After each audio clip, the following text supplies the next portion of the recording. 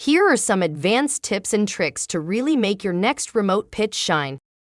First, you can move and resize your content anytime. If you have a touchscreen, just hold the content with one finger and unpin it. When the icon appears, you can move it.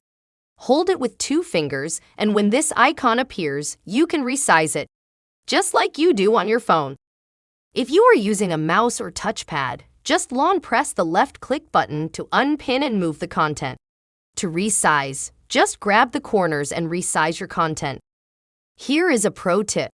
Try and help your audience follow along the conversation by inking regularly. It is hard for your remote audience to pay attention for longer than 30 seconds otherwise.